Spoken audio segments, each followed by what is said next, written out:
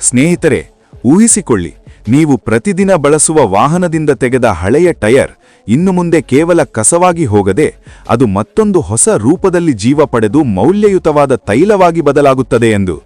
ಹೌದು, ಇದು ನಿಜವೇ. ಇಂದು ನಾವು ಅಂತಹ ಅದ್ಭುತವಾದ ಮತ್ತು ಪ್ರಾಯೋಗಿಕವಾದ ಪ್ರಕ್ರಿಯೆಯನ್ನು ಹತ್ತಿರದಿಂದ ನೋಡಲಿದ್ದೇವೆ. ಹಳೆಯ ಹಾನಿಗೊಳಗಾದ ಟೈರ್ಗಳನ್ನು ಮರುಬಳಕೆ ಮಾಡಿ ತೈಲ ತಯಾರಿಸುವ ಕಾರ್ಖಾನೆಗೆ ನಿಮ್ಮನ್ನು ಕರೆದೊಯ್ಯುತ್ತೇನೆ. ಈ ವಿಧಾನವು ಕೇವಲ ಪರಿಸರವನ್ನು ರಕ್ಷಿಸುವುದಲ್ಲದೆ ಆರ್ಥಿಕವಾಗಿಯೂ ಬಹಳ ಲಾಭದಾಯಕವಾಗಿದೆ, ಏಕೆಂದರೆ ಕಸಗಳನ್ನು ಮೌಲ್ಯಯುತ ಸಂಪನ್ಮೂಲಗಳಾಗಿ ಪರಿವರ್ತಿಸುತ್ತದೆ. ಆದರೆ ಈ ಬದಲಾವಣೆ ಹೇಗೆ ಸಾಧ್ಯವಾಗುತ್ತದೆ, ಅದರ ಹಿಂದಿರುವ ಹಂತಗಳೇನು ಎಂದು ನಾವೀಗ ವಿವರವಾಗಿ ಹಂತವಾಗಿ ನೋಡೋಣ. ಮೊದಲ ಹಂತದಲ್ಲಿ ಕಾರ್ಖಾನೆಗೆ ಸಾವಿರಾರು ಹಳೆಯ ಮತ್ತು ಹಾನಿಗೊಳಗಾದ ಟೈರ್ಗಳನ್ನು ಸಂಗ್ರಹಿಸಿ ಒಂದು ಸ್ಥಳದಲ್ಲಿ ರಾಶಿ ಮಾಡಿ ಇಟ್ಟಿರುತ್ತಾರೆ. ಈ ಟೈರ್ಗಳು ಸಾಮಾನ್ಯವಾಗಿ ವಾಹನಗಳಿಂದ ಬಂದವುಗಳೇ ಮತ್ತು ಅವು ಇನ್ನು ಮುಂದೆ ರಸ್ತೆಯಲ್ಲಿ ಬಳಸಲು ಯೋಗ್ಯವಲ್ಲದ ಸ್ಥಿತಿಯಲ್ಲಿರುತ್ತವೆ. ಹೀಗಾಗಿ ಅವುಗಳನ್ನು ಹಾಗೇ ಬಿಸಾಡಿ ಹಾಕುವ ಬದಲು ಇಲ್ಲಿಂದಲೇ ನಾವು ಆಸಕ್ತಿದಾಯಕ ಮರುಬಳಕೆ ಪ್ರಕ್ರಿಯೆಯನ್ನು ಪ್ರಾರಂಭಿಸುತ್ತೇವೆ. ನುರಿತ ಕೆಲಸಗಾರರು ತುಂಬಾ ಎಚ್ಚರಿಕೆಯಿಂದ ಕೆಲಸ ಮಾಡುತ್ತಾರೆ.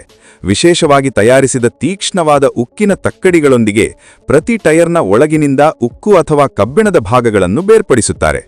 ಈ ಭಾಗಗಳು ಟೈರ್ನಲ್ಲಿ ಇರುವ ಬಲವಾದ ತಂತಿಗಳು ಅಥವಾ ಲೋಹದ ಭಾಗಗಳು. ಇವು ಟೈರ್ ಅನ್ನು ದೃಢವಾಗಿ ಮತ್ತು ಸುರಕ್ಷಿತವಾಗಿ ಇರಿಸಲು ವಿನ್ಯಾಸಿಸಲಾಗಿದೆ. ಈ ಲೋಹದ ಭಾಗಗಳನ್ನು ಬೇರ್ಪಡಿಸಿದ ನಂತರ ಅವುಗಳನ್ನು ಮರುಬಳಕೆ ಘಟಕಕ್ಕೆ ಕಳುಹಿಸುತ್ತಾರೆ. ಅಲ್ಲಿ ಮತ್ತೆ ಕರಗಿಸಿ ಕಬ್ಬಿಣದ ಕಡ್ಡಿಗಳು ಅಥವಾ ಉಕ್ಕನ್ನು ತಯಾರಿಸುತ್ತಾರೆ.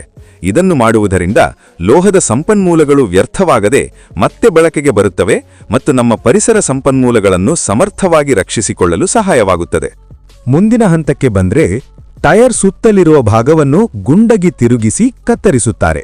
ಈ ಕತ್ತರಿಸುವ ಪ್ರಕ್ರಿಯೆಯಿಂದಾಗಿ ಮುಂದಿನ ಹಂತಗಳಲ್ಲಿ ಟೈರ್ಗಳನ್ನು ಒಂದು ಸ್ಥಳದಿಂದ ಮತ್ತೊಂದು ಸ್ಥಳಕ್ಕೆ ಸಾಗಿಸುವುದು ಅಥವಾ ಇತರ ಕೆಲಸಗಳನ್ನು ಮಾಡುವುದರಲ್ಲಿ ಹೆಚ್ಚು ತೊಂದರೆಯಾಗುವುದಿಲ್ಲ, ಏಕೆಂದರೆ ಟೈರ್ಗಳು ಸಣ್ಣ ತುಂಡುಗಳಾಗಿ ಬದಲಾಗಿ ಸುಲಭವಾಗಿ ನಿರ್ವಹಣೆಯಾಗುತ್ತವೆ. ಹೀಗಾಗಿ ಈ ಸಣ್ಣ ತುಂಡುಗಳನ್ನು ಕಾರ್ಖಾನೆಯ ಒಳಗಿನ ಒಂದು ದೊಡ್ಡ ಗಾತ್ರದ ಕುಲುಮೆಗೆ ಕೊಂಡೊಯ್ಯುತ್ತಾರೆ. ಈ ಕುಲುಮೆ ಒಂದು ರೀತಿಯ ದೊಡ್ಡ ರಿಯಾಕ್ಟರ್ನಂತಿದ್ದು ಆಮ್ಲಜನಕವಿಲ್ಲದೆ ಬಿಸಿ ಮಾಡಲು ವಿಶೇಷವಾಗಿ ವಿನ್ಯಾಸಲಾಗಿದೆ. ಒಮ್ಮೆಗೆ ಸಾವಿರಾರು ಕತ್ತರಿಸಿದ ಟೈರ್ ತುಂಡುಗಳನ್ನು ಆ ಕುಲುಮೆಯಲ್ಲಿ ಹಾಕಿ ಮುಚ್ಚಳವನ್ನು ಮುಚ್ಚುತ್ತಾರೆ. ನಂತರ ಕುಲುಮೆಯ ಬಾಗಿಲಿಗೆ ಅಂಟಿಸಿರುವ ಪ್ರತಿ ಸ್ಕ್ರೂವನ್ನು ಗಟ್ಟಿನಾಗಿ ಬಿಗಿಗೊಳಿಸುತ್ತಾರೆ.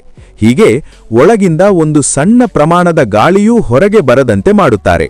ಇದು ಎಷ್ಟು ಮುಖ್ಯವೆಂದರೆ, ಏಕೆಂದರೆ ಆಮ್ಲಜನಕವಿದ್ದರೆ ಟೈರ್ಗಳು ಕೇವಲ ಸುಟ್ಟು ಹೋಗುತ್ತವೆಯೇ ಹೊರತು ತೈಲ ಉತ್ಪತ್ತಿಯಾಗುವುದಿಲ್ಲ. ಹೀಗಾಗಿ ಈ ಎಚ್ಚರಿಕೆಗಳನ್ನು ಕಡ್ಡಾಯವಾಗಿ ತೆಗೆದುಕೊಂಡು ಪ್ರಕ್ರಿಯೆಯನ್ನು ಸುರಕ್ಷಿತವಾಗಿ ಮುಂದುವರಿಸುತ್ತಾರೆ. ಈಗ ನಾವು ಅತ್ಯಂತ ಆಸಕ್ತಿದಾಯಕ ಮತ್ತು ಕೀಲಕವಾದ ಭಾಗಕ್ಕೆ ಬಂದಿದ್ದೇವೆ. ಕುಲುಮೆಗೆ ಬೆಂಕಿ ಹಚ್ಚುವ ಸಮಯ. ಇಷ್ಟೊಂದು ದೊಡ್ಡ ಗಾತ್ರದ ಕುಲುಮೆಗೆ ಬೆಂಕಿ ಹಚ್ಚಲು ಒಮ್ಮೆಗೆ ಕೆಲವು ಮಣಗಳ ಕಟ್ಟಿಗೆಗಳು ಬೇಕಾಗುತ್ತವೆ. ಒಬ್ಬ ಕೆಲಸಗಾರ ಕುಲುಮೆಯ ಒಳಗೆ ಹೋಗಿ ಒಣ ಕಟ್ಟಿಗೆಗಳೊಂದಿಗೆ ಸುತ್ತಲೂ ಚೆನ್ನಾಗಿ ತುಂಬಿಸುತ್ತಾನೆ.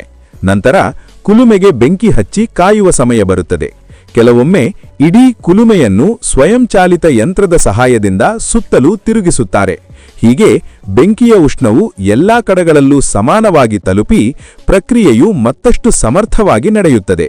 ಹೀಗೆ ಸುಮಾರು 10 ರಿಂದ 15 ಗಂಟೆಗಳ ಕಾಲ ಆಮ್ಲಜನಕವಿಲ್ಲದೆ ಹೆಚ್ಚಿನ ತಾಪಮಾನದಲ್ಲಿ ಟೈರ್ಗಳನ್ನು ಬಿಸಿ ಮಾಡುತ್ತಾರೆ. ಈ ತಾಪಮಾನ ಸಾಮಾನ್ಯವಾಗಿ 300 ರಿಂದ 550 ಡಿಗ್ರಿ ಸೆಲ್ಸಿಯಸ್ ನಡುವೆ ಇರುತ್ತದೆ. ಇದು ಟೈರ್ಗಳಲ್ಲಿರುವ ರಬ್ಬರ್ ಪಾಲಿಮರ್ಗಳನ್ನು ಸಣ್ಣ ಅಣುಗಳಾಗಿ ಒಡೆಯುತ್ತದೆ. ಹೀಗಾಗಿ ಈ ಉಷ್ಣದಿಂದ ಟೈರ್ಗಳು ಸುಟ್ಟು ಹೋಗದೆ ಹೊಗೆಯಾಗಿ ಬದಲಾಗುತ್ತವೆ. ಇದು ಪ್ರೆಷರ್ ಕುಕ್ಕರ್ನಲ್ಲಿ ಊಟ ಮಾಡುವಂತಿದೆ. ಅಂದರೆ ಒತ್ತಡ ಮತ್ತು ಉಷ್ಣ ಒಟ್ಟಿಗೆ ಸೇರಿ ಪದಾರ್ಥಗಳನ್ನು ಬದಲಿಸುತ್ತವೆ. ಆ ಹೊಗೆ ಅಥವಾ ಆವಿ ನಂತರ ತಣ್ಣಗಾಗಿ ನಿಧಾನವಾಗಿ ದಟ್ಟವಾದ ಕಪ್ಪು ಬಣ್ಣದ ತೈಲವಾಗಿ ಬದಲಾಗುತ್ತದೆ. ವೈಜ್ಞಾನಿಕವಾಗಿ ಇದನ್ನು ಪೈರೋಲಿಸಿಸ್ ವ್ಯವಸ್ಥೆ ಎನ್ನುತ್ತಾರೆ. ಇದು ಒಂದು ಥರ್ಮೋಕೆಮಿಕಲ್ ಪ್ರಕ್ರಿಯೆ. ಇದರ ಮೂಲಕ ಟೈರ್ಗಳಲ್ಲಿರುವ ಸಂಕೀರ್ಣ ಪದಾರ್ಥಗಳು ಸರಳ ಉತ್ಪನ್ನಗಳಾಗಿ ಬದಲಾಗುತ್ತವೆ. ಈ ಪ್ರಕ್ರಿಯೆಯಲ್ಲಿ ಬರುವ ದಟ್ಟವಾದ ಕಪ್ಪು ತೈಲವನ್ನು ಮುಖ್ಯವಾಗಿ ಇಂಧನವಾಗಿ ಬಳಸುತ್ತಾರೆ, ಏಕೆಂದರೆ ಇದು ಶಕ್ತಿಯುತವಾದ ಮತ್ತು ಉಪಯೋಗಕರವಾದದ್ದು. ಅಷ್ಟೇ ಅಲ್ಲದೆ ಕಾರ್ಬನ್ ಬ್ಲ್ಯಾಕ್ ಪುಡಿಯೂ ಉತ್ಪತ್ತಿಯಾಗುತ್ತದೆ.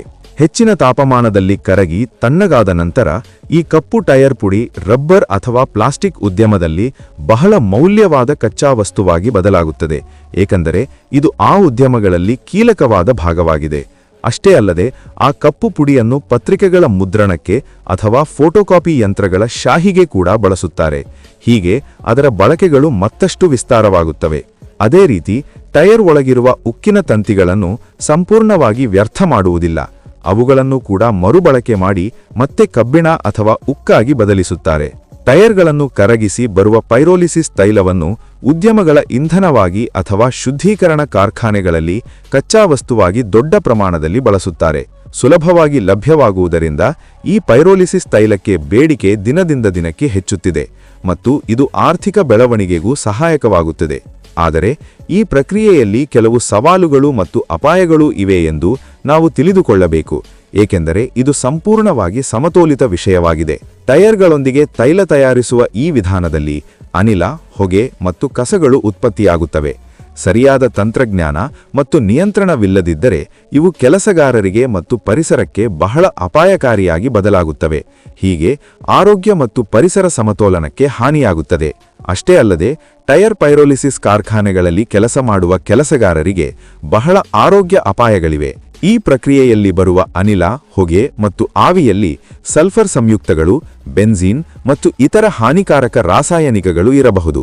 ಇವು ದೀರ್ಘಕಾಲದಲ್ಲಿ ಉಸಿರಾಟದ ಸಮಸ್ಯೆಗಳು, ಶ್ವಾಸಕೋಶದ ರೋಗಗಳಂತಹ ತೀವ್ರವಾದ ಕಾಯಿಲೆಗಳಿಗೆ ಕಾರಣವಾಗುತ್ತವೆ.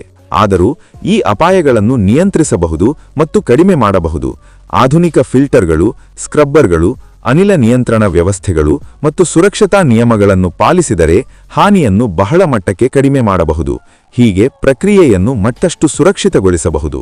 ಈಗ ನಾವು ಈ ಪ್ರಕ್ರಿಯೆ ಏಕೆ ಅಗತ್ಯವೆಂದು ಮತ್ತಷ್ಟು ಆಳವಾಗಿ ಚಿಂತಿಸೋಣ. ಪ್ರತಿ ವರ್ಷ ವಿಶ್ವಾದ್ಯಂತ 1.5 ಬಿಲಿಯನ್ಗಿಂತ ಹೆಚ್ಚು ಟೈರ್ಗಳು ಬಳಸಿದ ನಂತರ ಕಸವಾಗಿ ಬಿಸಾಡಲಾಗುತ್ತದೆ. ಒಂದು ಟೈರ್ ಅನ್ನು ನೇರವಾಗಿ ಸುಟ್ಟರೆ ಗಾಳಿಯಲ್ಲಿ ವಿಷಯುಕ್ತ ಹೊಗೆ, ಕಾರ್ಬನ್ ಮೊನಾಕ್ಸೈಡ್ನಂತಹ ಹಾನಿಕಾರಕ ಪದಾರ್ಥಗಳು ಹರಡಿ ಹೋಗುತ್ತವೆ. ಇದು ವಾಯುಮಾಲಿನ್ಯಕ್ಕೆ ಮುಖ್ಯ ಕಾರಣವಾಗಿದೆ. ಅಷ್ಟೇ ಅಲ್ಲದೆ ಬಿಸಾಡಿದ ನಂತರ ಒಂದು ಟೈರ್ ಮಣ್ಣಿನಲ್ಲಿ ಕರಗಿ ಹೋಗಲು ಸುಮಾರು 4,000 ವರ್ಷಗಳು ಬೇಕಾಗುತ್ತದೆ. ಹೀಗೆ ಮಣ್ಣಿನ ಮಾಲಿನ್ಯ ಮತ್ತು ಸಂಪನ್ಮೂಲಗಳ ವ್ಯರ್ಥ ಹೆಚ್ಚಾಗುತ್ತದೆ. ಆಗ ನೀವು ಚಿಂತಿಸಿ, ಒಂದು ಟೈರ್ ನಮ್ಮ ಪರಿಸರಕ್ಕೆ ಎಷ್ಟು ಹಾನಿಕಾರಕವೆಂದು ಮತ್ತು ಅಂತಹ ಕಸಗಳು ಹೇಗೆ ಸಮಸ್ಯೆಗಳನ್ನು ಹೆಚ್ಚಿಸುತ್ತವೆ ಎಂದು. ಈಗ ನಿಮ್ಮ ಮನಸ್ಸಿನಲ್ಲಿ ಪ್ರಶ್ನೆ ಬರಬಹುದು, ನೀವು ಹಳೆಯ ಟೈರ್ ಅನ್ನು ಹಾಗೆ ಬಿಸಾಡಿ ಪರಿಸರಕ್ಕೆ ಹಾನಿ ಮಾಡುವುದನ್ನು ಸಮರ್ಥಿಸುತ್ತೀರಾ ಅಥವಾ ಪೈರೋಲಿಸಿಸ್ ಪ್ರಕ್ರಿಯೆಯೊಂದಿಗೆ ತೈಲ ತಯಾರಿಸುವುದನ್ನು ಸಮರ್ಥಿಸುತ್ತೀರಾ? ವಾಸ್ತವವೇನೆಂದರೆ ಟೈರ್ ಅನ್ನು ಹಾಗೆ ಬಿಸಾಡಿ ಹಾನಿಯಾಗಲು ಬಿಡುವುದಕ್ಕಿಂತ ನಿಯಂತ್ರಿತ ಮತ್ತು ತಂತ್ರಜ್ಞಾನ ಆಧಾರಿತ ಪೈರೋಲಿಸಿಸ್ ವಿಧಾನವು ತುಲನಾತ್ಮಕವಾಗಿ ಉತ್ತಮ ಆಯ್ಕೆಯಾಗಿದೆ. ಏಕೆಂದರೆ ಇದು ಕಸಗಳನ್ನು ಉಪಯೋಗಕರವಾಗಿ ಬದಲಾಯಿಸುತ್ತದೆ. ಆದರೆ ಪೈರೋಲಿಸಿಸ್ ಸಂಪೂರ್ಣವಾದ ಪರಿಹಾರವಲ್ಲ, ಏಕೆಂದರೆ ಇದರಲ್ಲೂ ಪರಿಸರ ಸಮಸ್ಯೆಗಳಿವೆ. ಮುಖ್ಯವಾಗಿ ಸಲ್ಫೇಟ್, TSS, TDS ನಂತಹ ಪದಾರ್ಥಗಳು ಹೆಚ್ಚಿನ ಪ್ರಮಾಣದಲ್ಲಿ ಬಿಡುಗಡೆಯಾಗುತ್ತವೆ. ಆದರೂ ಏನೂ ಮಾಡದೆ ಬಿಟ್ಟು ಬಿಡುವುದಕ್ಕಿಂತ ಇದು ಬಹಳ ಜವಾಬ್ದಾರಿಯುತ ಮತ್ತು ಪ್ರಾಯೋಗಿಕ ಮಾರ್ಗವಾಗಿದೆ. ಇದರ ಮೂಲಕ ನಾವು ಪರಿಸರವನ್ನು ಸ್ವಲ್ಪವಾದರೂ ಸುಧಾರಿಸಬಹುದು. ಸ್ನೇಹಿತರೆ, ಈ ವಿಡಿಯೋ ನಿಮಗೆ ಹೇಗನಿಸಿತು? ಇದರಲ್ಲಿರುವ ಮಾಹಿತಿ ನಿಮಗೆ ಉಪಯೋಗಕರವಾಗಿದೆ ಎಂದು ಆಶಿಸುತ್ತೇನೆ. ವಿಡಿಯೋ ಇಷ್ಟವಾದಲ್ಲಿ ಲೈಕ್ ಮಾಡಿ ಮತ್ತು ಅಂತಹ ಮಾಹಿತಿಪೂರ್ಣ ಮತ್ತು ಆಸಕ್ತಿದಾಯಕ ವಿಡಿಯೋಗಳಿಗಾಗಿ ನಮ್ಮ ಚಾನೆಲ್ ಅನ್ನು ಈಗಲೇ ಸಬ್ಸ್ಕ್ರೈಬ್ ಮಾಡಿಕೊಳ್ಳಿ ಮತ್ತು ಪಕ್ಕದಲ್ಲಿರುವ ಬೆಲ್ ಐಕಾನ್ ಅನ್ನು ಸಹ ಆಕ್ಟಿವೇಟ್ ಮಾಡಿಕೊಳ್ಳಿ. ಹೀಗೆ ನಮ್ಮ ವಿಡಿಯೋಗಳನ್ನು ಮಿಸ್ ಮಾಡದೆ ನೀವೇ ಮೊದಲು ನೋಡಬಹುದು. ಥ್ಯಾಂಕ್ ಯು ಸ್ನೇಹಿತರೆ. Thank you for watching.